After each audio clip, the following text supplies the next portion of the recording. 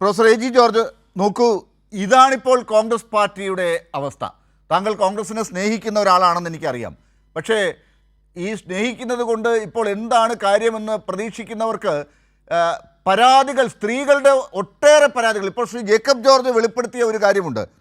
ഒരു IAS കാരി സംസ്ഥാനത്തെ ഏറ്റവും വലിയ ഉദ്യോഗസ്ഥ തലത്തിലുള്ള ഒരു അധികാര കേന്ദ്രം കൈയാളുന്ന ആളായിരുന്നിരിക്കണം, അല്ല ആകണം ഇപ്പോഴും. ആ IAS കാരി 58 വയസ്സുണ്ടെന്ന് പറയുന്നു. അവരെപ്പോലും വെറുതെ വിടാത്ത, അവരുടെ പരാതി പോലും കയ്യിൽ കിട്ടിയിട്ട് ഈ കോൺഗ്രസ് നേതാക്കൾക്ക് ഒന്നും ചെയ്യാൻ ഇല്ലാതിരുന്നൊരു ഘട്ടമെന്ന് പറയുന്നത്, ഇവരെങ്ങനെയാണ് നാളെ നാട് ഭരിക്കാനൊരു അവസരം കിട്ടിയാൽ അത് കൈയാളുക? ഡോക്ടർ ലാല്, ഇത് കോൺഗ്രസ് പാർട്ടിയെ സംബന്ധിച്ചിടത്തോളം അവർ വ്യക്തമായ ഒരു നിലപാട് ഇതിനോടകം തന്നെ ആവർത്തിച്ചു പറഞ്ഞിട്ടുണ്ട് ഉത്തരവാദപ്പെട്ട നേതാക്കൾ. നമ്മളെപ്പോഴും പറയുന്നത് പോലെ കോൺഗ്രസ് പാർട്ടിയെ പോലെ ഒരു പാർട്ടിയിൽ ധാരാളം അവസരങ്ങൾ അഭിപ്രായം പറയുവാൻ എല്ലാ നേതാക്കൾക്കും ഉള്ള ഒരു സ്പേസ് ഉള്ള അല്ലെങ്കിൽ ഇടമുള്ള ഒരു പാർട്ടിയാണ്. ഏതെങ്കിലും ഒരു പ്രത്യേക നേതാവിൻ്റെ കൽപ്പനയിലോ ഏകാധിപത്യത്തിലോ പ്രവർത്തിക്കുന്ന ഒരു പാർട്ടിയല്ല കോൺഗ്രസ് എന്ന് കോൺഗ്രസിൻ്റെ ചരിത്രം അറിയാവുന്നവർക്കറിയാം.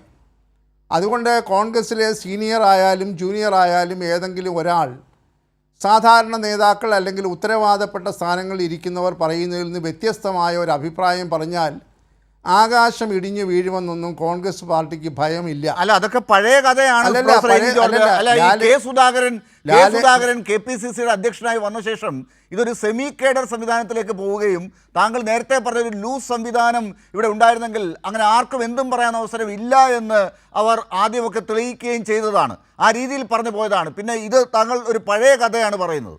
ഞാൻ പഴയ കഥ ഇപ്പോഴും നിലനിൽക്കുന്ന കഥയാണ്. താങ്കളെ സംബന്ധിച്ചിടത്തോളം ഇതിൻ്റെ പഴക്കവും പുതുക്കവും ഒക്കെ നിശ്ചയിക്കുന്നത് ആപേക്ഷികമാണെന്ന് താങ്കൾ ഓർക്കണം. താങ്കൾ പഴയതെന്ന് പറഞ്ഞാൽ അത് പഴയതാവുകയില്ല. ഇതിപ്പോഴും പ്രസക്തമായ ഒരു കാര്യം തന്നെയാണ് പറഞ്ഞത്. കാരണം ഇവിടെ ഇപ്പോൾ നിങ്ങൾ 2-3 ക്ലിപ്പിങ്സ് കാണിച്ചല്ലോ.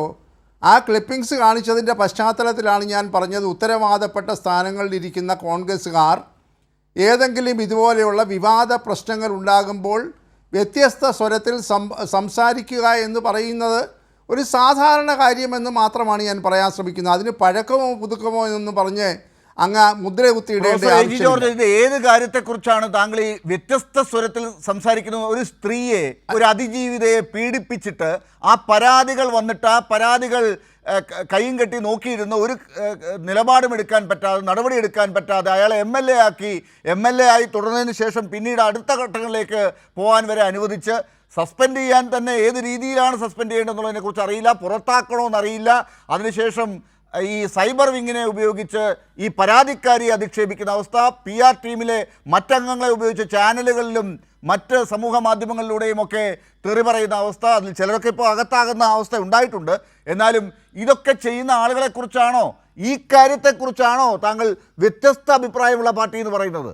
ഡോക്ടർ ലാലെ, താങ്കളാണിപ്പോൾ പഴങ്കഥയിലേക്ക് പോയതെന്ന് എനിക്ക് തോന്നുന്നു. കാരണം ഒരുപാട് സംഭവങ്ങൾ നടന്നിട്ടും അദ്ദേഹത്തെ MLA ആക്കി എന്ന് പറയുമ്പോൾ MLA ആകുന്നതിന് മുൻപുള്ള കഥകളാണല്ലോ താങ്കൾ സൂചിപ്പിക്കാൻ ശ്രമിക്കുന്നത്.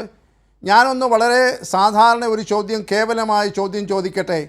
ഇവിടെ ഒരുപാട് പേരെ പീഡിപ്പിച്ചു അല്ലെങ്കിൽ മോശമായി പെരുമാറി, അതിനകത്ത് ഉന്നത ഉദ്യോഗസ്ഥരുണ്ട്, 58 വയസ്സ് പ്രായമുള്ളവരുണ്ട്, ഇനിയും കുറേ ആളുകളുടെ പേരുകൾ വരുമായിരിക്കാം. കേവലമായ ഒരു ചോദ്യം, ഇത്രയും നാളായിട്ട് ഈ പറയുന്ന ഉന്നത ഉദ്യോഗസ്ഥയോ 58 വയസ്സ് പ്രായമുള്ളവരോ നിരന്തരമായി പീഡിപ്പിക്കപ്പെട്ട 100-ലധികം ആളുകളോ നമ ശിവ എന്ന് പറയുകയോ ഇതിനെ സംബന്ധിച്ചൊരു പരാതിയോ ഉത്തരവാദപ്പെട്ട സ്ഥാനങ്ങൾ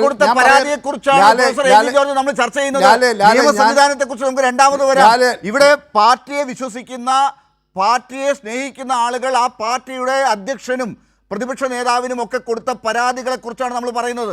ഈ 58 വയസ്സായ IAS കാരി ഉൾപ്പെടെ പാർട്ടി അത് അറിയിച്ചു എന്നാണ് നേരത്തെ ശ്രീ ജേക്കബ് ജോർജ് ചൂണ്ടിക്കാട്ടിയത്.